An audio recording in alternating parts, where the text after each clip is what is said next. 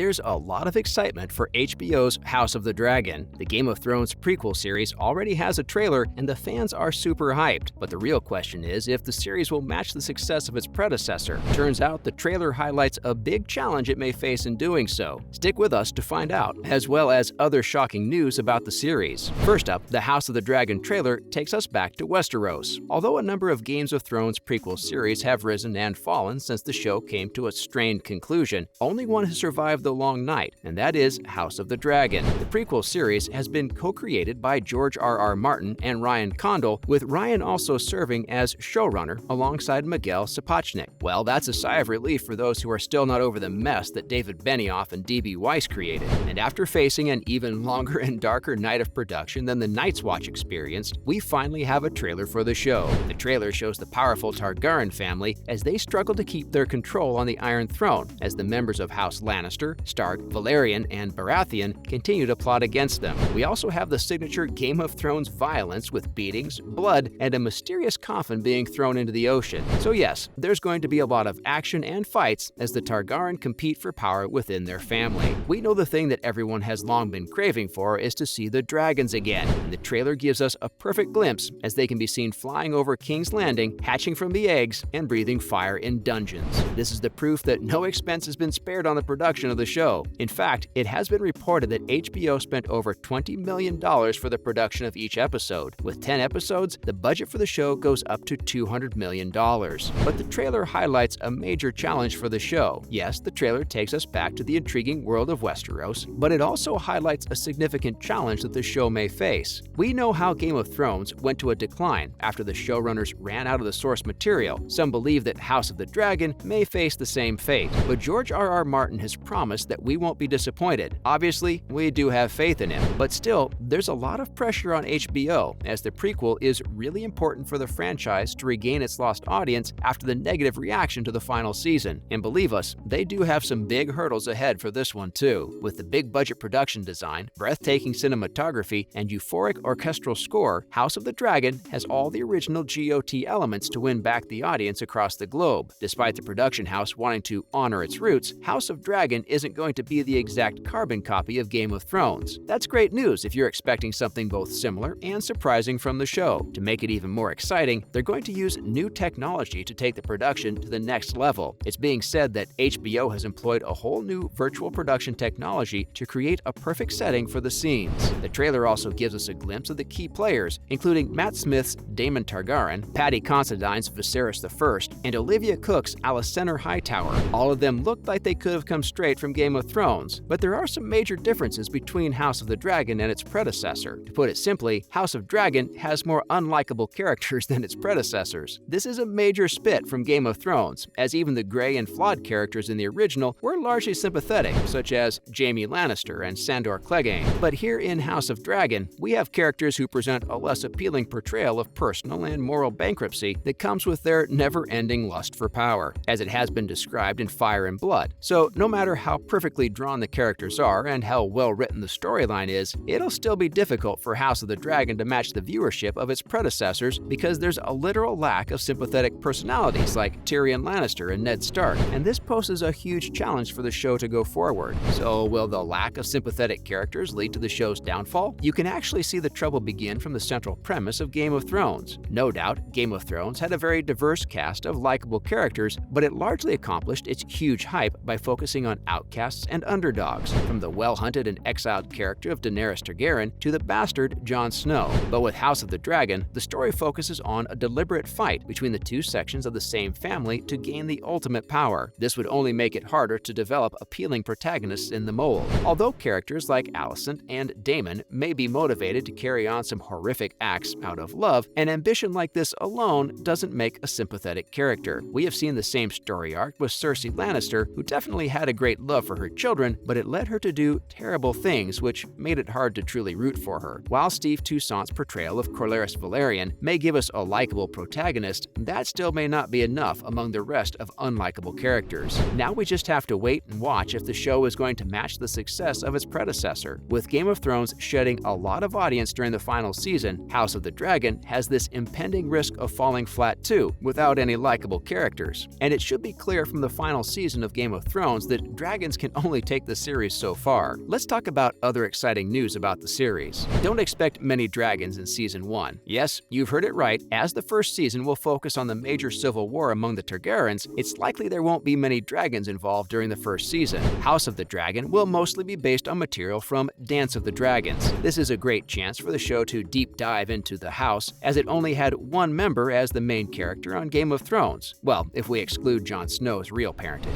The Dance of the Dragons focuses on the war for the Iron Throne fought between King Viserys I Targaryen's children, Aegon and Rhaenyra. This splits the Targaryens, as well as the rest of the Seven Kingdoms, to support their favorite claimant to the throne. While Game of Thrones only had our 3 beloved dragons, and seemingly the last ones to live as well, House of the Dragon already has many dragons alive during its timeline. In fact, dragons were pretty common during that era, but the trailer and posters haven't focused much on them. This looks like it was done on purpose, as we can see a single dragon egg being hatched and a young one flying in the trailer. This only hints that the story is just beginning and the plot for Civil War is slowly hatching, with the possibility that there won't be much dragon action in Season 1. Matt Smith hasn't seen any clip from House of the Dragon. Now, this may come as surprising, as some of the cast members revealed that they had their first looks at the series outtakes, but Matt has revealed that he's yet to see a single frame from the series. He's going to play the role of Daemon Targaryen, who is the younger brother of King Viserys and heir presumptive to the throne. He apparently has no idea what the series looks like, and turns out he didn't even watch the monitor during the shoots either, as he wasn't comfortable walking around in that blonde wig. Well, that's somehow understandable. Still, we're pretty sure he'll have a surreal experience if he waits to watch the series in August. Writing has already started on the second season. Whether the show hits or misses it among the masses, the story is definitely the one that will take several seasons to complete. Now, a reliable behind-the-scenes source, Redanian Intelligence, has revealed that the showrunners have already begun working on the second season. This only hints that HBO has renewed the show for a new season, and we'll likely get confirmation around the release of the first season in August. To be honest, it was very clear from the start, as the first season of House of the Dragon would have to be a major failure for HBO to not renew it. But we very well know that it isn't going to be the case, as HBO will make every move to capitalize on the Game of Thrones success. And again, they would put out new seasons regularly so that people don't forget about the show during its breaks. That's a wrap for this video. Are you excited to watch House of the Dragon? Let us know in the comments below. Make sure to give the video a thumbs up and subscribe to the channel for more videos like this. See you in the next one.